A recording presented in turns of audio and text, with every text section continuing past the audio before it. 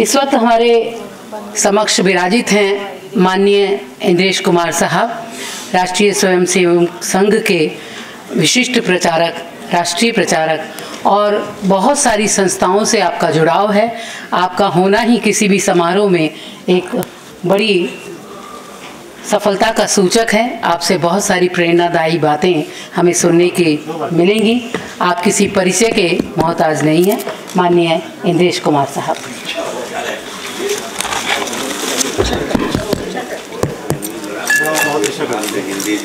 खड़े होके नहीं। आज का दिवस एक सुंदर और एक पवित्र कार्यक्रम के रूप में मंच और सामने बैठे हुए एक दूसरे की शोभा और सम्मान बढ़ा रहे भाइयों और बहनों, भाई बहन, यह ईश्वरीय और रक्त का रिश्ता है। जिस समाज को ये जीने का अभ्यास बन जाए वो समाज सदा सुखी रहता है।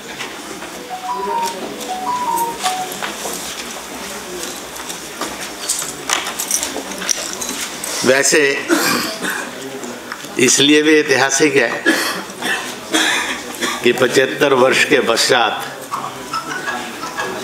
भारत को नई संसद मिली है। उस संसद में प्रवेश भी गणपति पूजा के साथ हुआ है। मैं एक बार हैदराबाद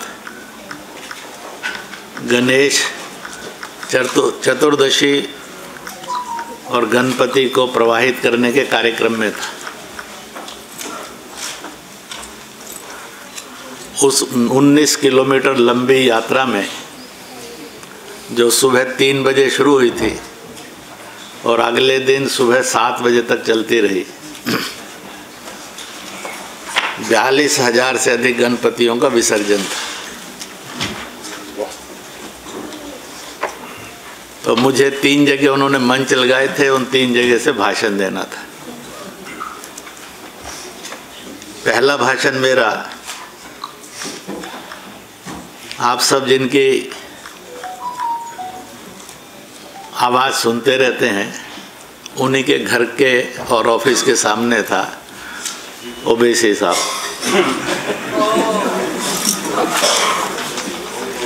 तीन तरफ से आने वाली यात्रा को 2-2, 3-3 किलोमीटर तक समेट लिया था, रख लिया था। वहाँ तक माइक लगे थे।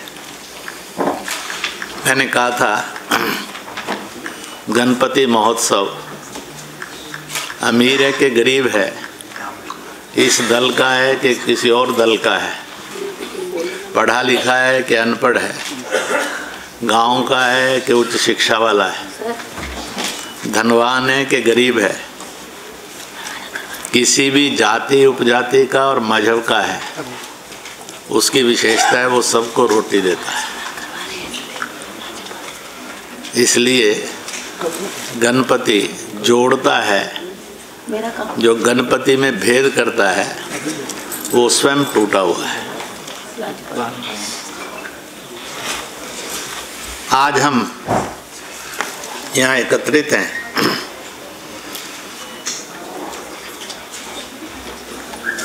नई संसद में शुभारंभ। हम जब छोटे थे तो माँ हमें एक बात पढ़ाती थी। मंदिर में जाते थे तो पंडित जी भी बताते थे, बिरादरी में गए तो बुजुर्ग भी बताते थे। तो उन्होंने महिला के साथ 3 रिश्ते बताए थे, बेटी है, बहन है और माँ है। परंतु भारत ने परिवार होने के कारण रिश्तेदारियां भी बताई थी, पर रिश्ते 3 ही थे। रिश्तेदारी के अंदर मामा भी था, मौसा भी था, चाचा भी था, ताऊ भी था, फूफा और बुआ भी थी, मौसी भी थी, भतीजा भांजा भी था। यह जो सांस्कृतिक उच्च जीवन मूल्य हैं, इनका हर भाषा में प्रकटीकरण नहीं हो पाता। हमारे एक मित्र कहा करते थे, जब किसी की विवाह होता है और बिटिया बहू बनकर आती है तो उस समय उसका जब घूंघट उठाकर मुंह दिखाई चलता है तो वो संकोच में लज्जाती है और अपने आप को संकोच में सिकोड़ लेती है। तो प्रश्न खड़ा हुआ कि क्या इसकी लैटिन अनुवाद हो सकता है, अंग्रेजी अनुवाद हो सकता है, अरबी अनुवाद हो सकता है, तुर्की अनुवाद हो सकता है, चीनी और रशियन अनुवाद हो सकता है? नहीं हो सकता दोस्तों। अब यह जो उच्च विचार है धर्म का, सम्मान का, शील का, अब जहाँ है नहीं है तो उसकी भाषा के पास इसका अभाव भी रहेगा। इसलिए भारत को उसकी भाषाई परिवेश वो मिला है जिसमें विश्व के श्रेष्ठतम जीवन मूल्य हैं। किसी और भाषा के पास उन जीवन मूल्यों के लिए पैरेलल शब्द भी नहीं है। ऐसे हजारों गुण आपको दिखाई देंगे। हिंदी और संस्कृत जिसके पास सर्वाधिक शब्द हैं, आधे शब्द भी हैं, मात्राएं भी हैं, अनुस्वार भी हैं, शायद विश्व की कोई भाषा इतनी संपन्न नहीं है। जो सबसे संपन्न है वो गुलामी के कारण दासी हो गई, और जिसके पास सर्वदा अभाव है वो अंग्रेजी महारानी हो गई। इसलिए मैंने 2 साल पहले कहा था अब दासत्व तो समाप्त होना चाहिए। हम महारानी बने ना बने पर दासी नहीं है, ऐसा स्वभाव बनना चाहिए। मेरी पढ़ाई तो अंग्रेजी में हुई सारी। मैं साइंस का, विज्ञान का, इंजीनियरिंग का छात्र रहा। 1966 में जब Punjab engineering college technical university में मैंने प्रवेश लिया था मैकेनिकल इंजीनियर बनने के लिए, तो मेरा रैगिंग हुआ था और मुझे मेरे सीनियर्स ने रात को 12 बजे जगाकर मैदान में बुलाकर कहा था, जाओ मिस्टर 5 गज दूध खरीद कर लाओ। मैंने जीवन में पहली बार 5 गज दूध होता है कोई ये सुना था। खरीदने का तो मतलब ही नहीं था, पढ़ा भी नहीं था, तो 5 गज दूध खरीद कर लाए थे। हिंदी आपको एक आत्मविश्वास देती है। क्यों और कैसे? क्योंकि अपने ग्रंथों के अंदर लिखा है, बाकी जल्दी से आपको किसी ग्रंथ में मिलेगा नहीं। हो सकता है आपने कुरान शरीफ पढ़ी हो, बाइबल पढ़ा हो, तौरेत यहूदियों का ग्रंथ पढ़ा हो, आगम त्रिपिटक श्री गुरु ग्रंथ साहब भी पढ़ा होगा। भारत की भाषा ने ये कहा है, विश्व के अंदर जितनी समस्याएं आ चुकी हैं, जितनी आई हुई हैं और जितनी भी आएंगी, कोई ऐसी समस्या नहीं है जिसका प्रभु ने उत्तर लिखकर नहीं भेजा है। केवल श्रम करोगे, विश्वास करोगे, प्रयत्न करोगे तो वो उत्तर मिल जाएगा। हमें भी ऐसे ही मिला था। कुछ देर टहले, सर से पूछा पैसा ले ले, उन्होंने कहा नो नीड ऑफ मनी। हमने पूछा बर्तन ले लें, उन्होंने कहा नो नीड ऑफ यूटेंसिल। तो हमने कहा कि हलवाई तो इस समय जागा नहीं कोई होगा, उन्होंने कहा उसकी भी ज़रूरत नहीं है। पैसे की भी ज़रूरत नहीं, बर्तन की भी ज़रूरत नहीं, तो फिर दूध मिलेगा कैसे? ये तुम्हारा काम है।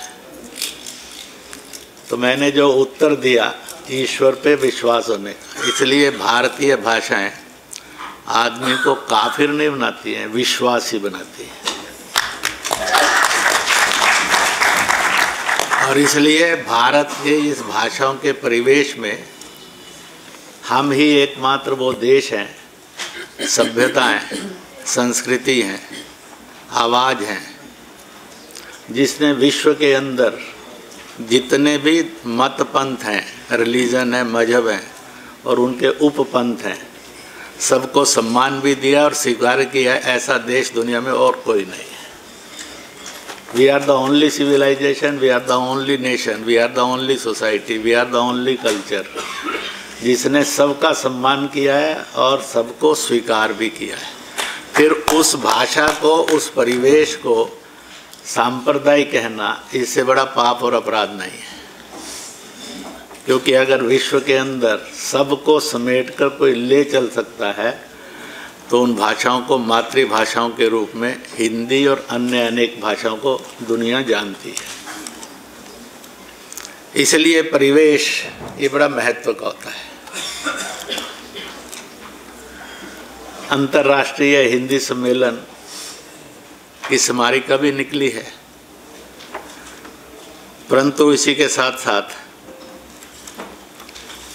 विश्व ने अगर मानवता सीखनी है, विश्व ने अगर अहिंसा सीखनी है, विश्व के अंदर किसी ने सद्भाव सीखना है, तो वह भारत से ही संभव था, है और रहेगा। किसी और से ये संभव ही नहीं है। मैं एक इंटरनेशनल, अभी बात आई थी अंतर्राष्ट्रीय कहना कि वैश्विक कहना, वैश्विक, जिनके गया हुआ था वो अंतर्राष्ट्रीय थे। हमारे घर में होती तो मलेशिया में थी, तो इसलिए नाम भी उसका यही था। तो मैंने कहा उसमें कि बड़ा विचित्र है, मेरे से पहले 5 लोग बोले, अपने अपनी भाषा में बोले। चीनी प्रतिनिधि भी था, अमेरिकन प्रतिनिधि भी था, तुर्कीय प्रतिनिधि भी था। विश्व शांति और सद्भाव की संभावना है या विश्व दंगा, छुआछूत, अपराध से ही भरा रहेगा? तो उसमें किसी ने एक प्रश्न खड़ा किया कि ये कहाँ देखे कि जिसके कारण विश्व अपराधों से, दंगों से, हिंसाओं से मुक्त हो सकता है। मज़ेदार बात यह है कि जिन्होंने भी जिस भी भाषा में बोला, आधे मन से, अधूरे मन से और पूरे मन से, प्राय सब ने भारत की तरफ संकेत किया।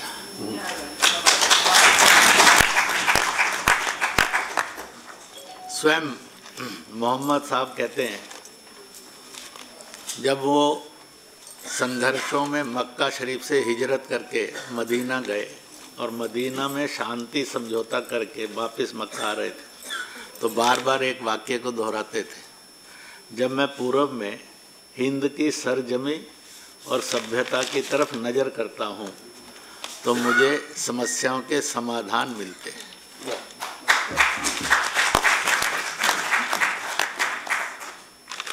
इसको अलग अलग लेखकों ने अलग अलग परिवेश में शब्दों में लिखा है। इसलिए मेरा 20-25 लाख मुसलमानों से जो डायलॉग हुआ भारत और विश्व में पिछले 19-20 वर्षों में, तो मैंने कहा कि मोहम्मद साहब की सुन लो, बाकी की सुनो या ना सुनो।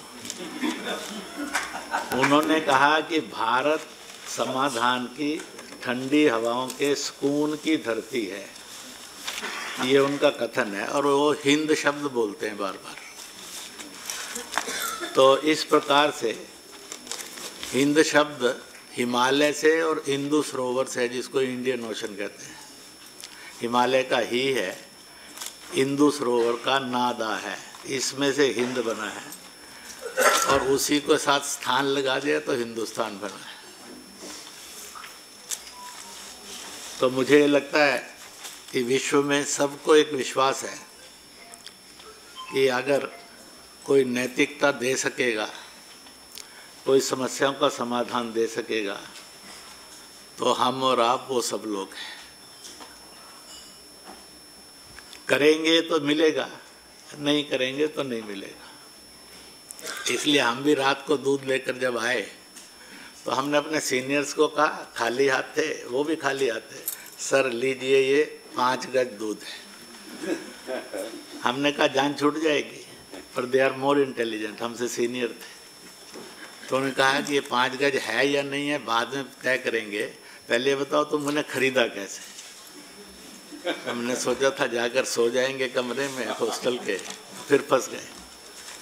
तो जो सूझा ऐसे संकट भरे प्रश्नों में अगर उत्तर देने का सामर्थ्य किसी साहित्य में है, किसी दर्शन में है, किसी अमरता में है, किसी अमृत तत्व में है, तो भारत है। तो हमने कहा कि ये हमारा बर्तन है, मान लो, और हलवाई को कहा कि तुम भी अपने हाथ का बर्तन बना लो। अपने बर्तन में 10 ग्राम दूध डालकर हमारे बर्तन को छुओ और 1 गज ऊपर ले जाकर पलट दो। Call it 1 yard, do it 5 times, it will be 5 yard.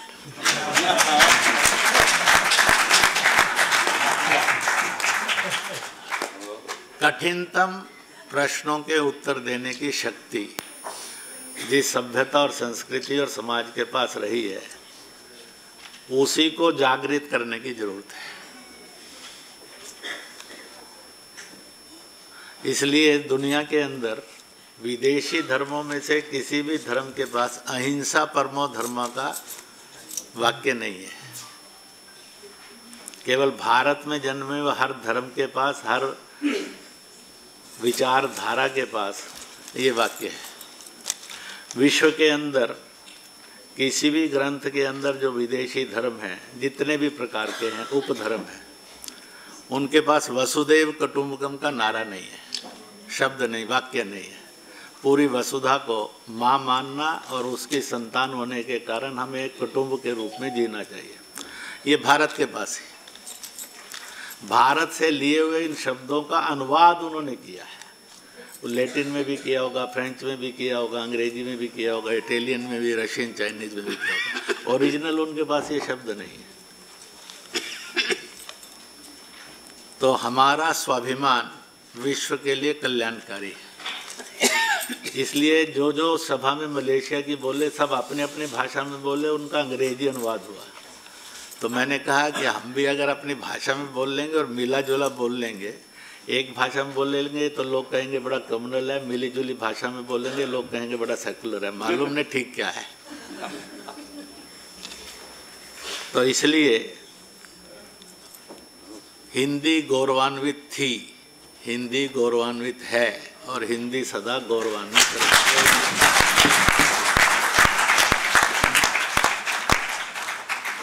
अपने स्वाभिमान को मानने से ब्रिटेन का प्रधानमंत्री भारत मूल का ऋषि सुनक हो सकता है। उसको ये भय नहीं लगा कि मैं यहाँ गाय की पूजा करूँगा, मंदिर जाऊँगा और गीता पर हाथ रखकर संकल्प लूँगा, सौगंध लूँगा। और तब भी पूरे इंग्लैंड ने स्वीकार किया। विवेकानंद ने अपनी भाषा में बोला तो भी उसको अपनी संस्कृति में विश्व ने उसको स्वीकार किया।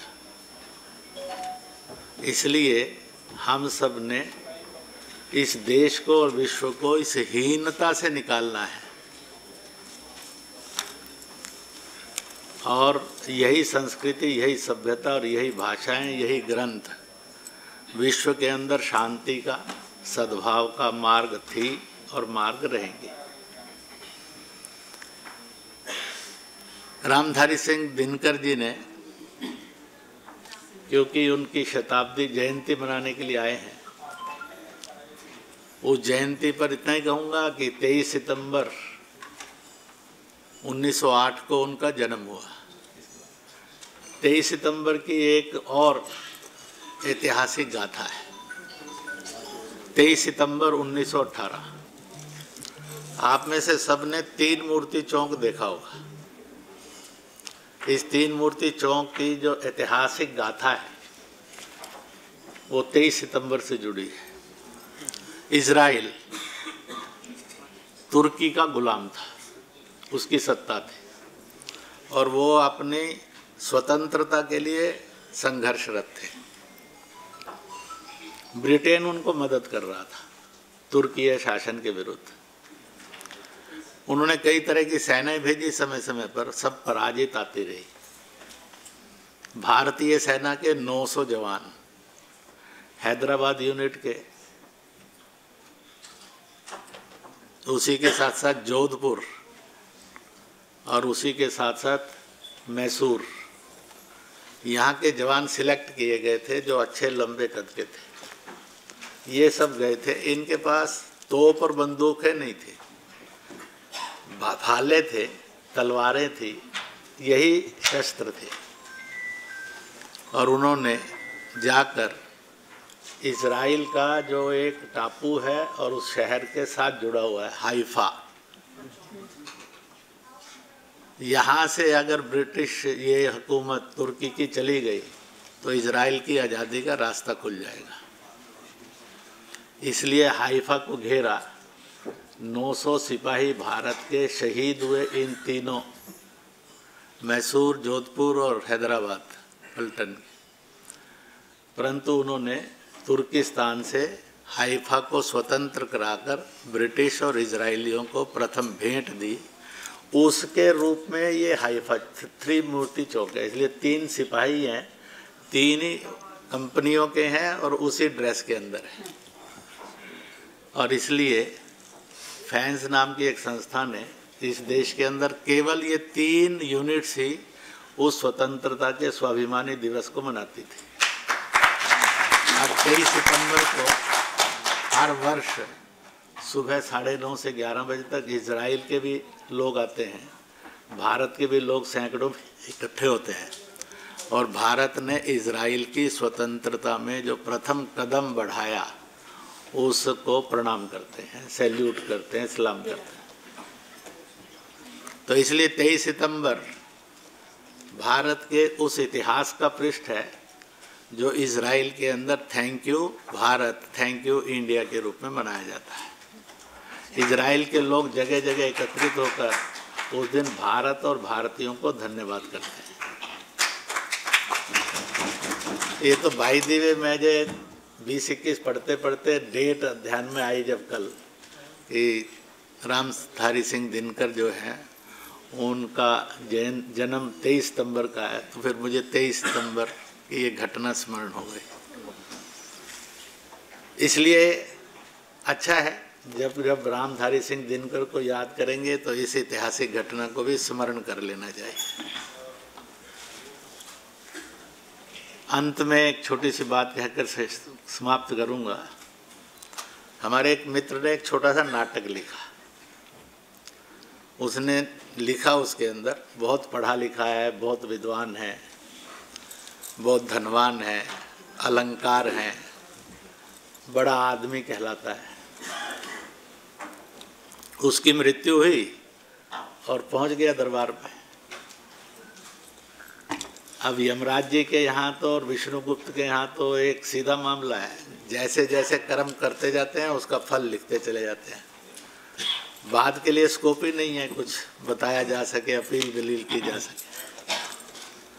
तो उसने उनसे पूछा यमराज जी ने कि जब एक जगह एक बेटी की इज्जत लूट रही थी तो तुमने क्या किया? उनका साहब मैं अकेला था, क्या कर सकता था। तो उनका तुझे इसलिए तो पढ़ाया नहीं था, इसलिए तो धन नहीं दिया था, इसलिए तो घर नहीं दिया था, इसलिए तो 4 अलंकार नहीं दिए थे। और अगर तुमने उस समय पर एक बेटी पर अत्याचार के समय प्रतिकार नहीं किया तो स्वर्ग देना बहुत मुश्किल काम हो जाएगा। थोड़ी सी देर नर्क घूम आइए तो समझ में आ जाएगा कर्तव्य किसको कहते हैं और जीवन मूल्य किसको कहते हैं। तो इसलिए उसी पर से उन्होंने जो लिखा है कि व्याध बीमारी को भी कहते हैं, व्याध हिंसा को भी कहते हैं, व्याध जानवर को भी कहते हैं। उसने कहा कि वो आती है तो केवल उसी का पाप नहीं है, आपने उसको प्रतिकार नहीं किया, उसका समाधान नहीं किया तो आप भी उससे कम पाप के अधिकारी नहीं हैं, अपराधी नहीं हैं। इसलिए लोग रामधारी सिंह दिनकर की इस पंक्तियों को बहुत बोलते हैं। समर शेष है नहीं पाप का भागी केवल व्याध, जो तटस्थ है समय लिखेगा उनका भी। वाह वाह। जब 1962 के अंदर हिंदी चीनी भाई भाई का झंझट सिर पर आन पड़ा और लाखों वर्ग किलोमीटर हमारा चीन ने दबा लिया, बीच में पाकिस्तान ने हमले किए हम पर, उसने भी काफ़ी दबा लिया। अगर जम्मू कश्मीर को देखेंगे 2,22,000 वर्ग किलोमीटर का जम्मू कश्मीर भारत को सुपुर्द हुआ था, पर इन दो हमलों ने, कबायली हमला 1948, 47-48 और 62 का और 59 का चीनी हमला तिब्बत और भारत पर 43,000 वर्ग किलोमीटर चीन के कब्जे में है, लद्दाख का और जम्मू कश्मीर का, और 78,000 वर्ग किलोमीटर पाकिस्तान के कब्जे में, जिसमें भारतीय संसद ने प्रस्ताव पारित किया हुआ है। केवल एक ही बात रह गया है कि 1-1 इंच जमीन पाकिस्तान से और चीन से खाली करवाएंगे। ये संसद का संकल्प है, किसी पार्टी का नहीं है, पूरी संसद का सर्वसम्मत प्रस्ताव है। जब है तो होना चाहिए। इसलिए भारत की नियति लिखी गई है कि भारत कभी विभाजित नहीं रह सकता। वो बार बार प्रयत्न होंगे वह अपनी पूर्णता को और श्रेष्ठता को प्राप्त करे। इसलिए भूमि के रूप में वो अखंड हो और संस्कृति के रूप में वो श्रेष्ठ हो। ये भारत की नियति परमानेंट लिखी गई है। और इसलिए आज विश्व हिंदी परिषद के इस वैश्विक हिंदी सम्मेलन के अंदर आप सबको बहुत बहुत बहुत बहुत शुभकामनाएं और बधाई हैं। और इसी के साथ साथ जो भारत चंद्रयान पर चला गया, जो भारत G20 के नेतृत्व को करने के लिए आगे बढ़ गया, तो खोया जन और ज़मीन आना चाहिए। भारत, पाकिस्तान और बांग्लादेश, इसके जो 47 करोड़ इस्लाम मतावलंबी हैं और 4 करोड़ ईसाई मतावलंबी हैं, 99.9% धर्मांतरित हैं, मतांतरित हैं, ओरिजिनल नहीं है। हमने बहुत अपना समाज खोया है, उसको समझाने की ज़रूरत है कि मजहब बदल सकता है पर पूर्वज नहीं बदल सकते। आप निवास बदल सकते हो पर देश नहीं बदल सकते। कमला हैरिस कितना भी मजहब बदल लिया हो और कितना भी देश बदल लिया हो, पर दुनिया की प्रेस ने यही लिखा, भारत मूल की महिला। किसी ने नहीं लिखा द ग्रेट अमेरिकन लेडी। तो इसलिए वो मूल को समझना, इस मूल को समझने की ताकत अपने को भाषा से मिलती है और संस्कृति से और सभ्यता से मिलती है। इसलिए कार्यक्रम के आयोजकों को तालियां बजाकर हम सब बधाई देते हैं कि उन्होंने एक सुंदर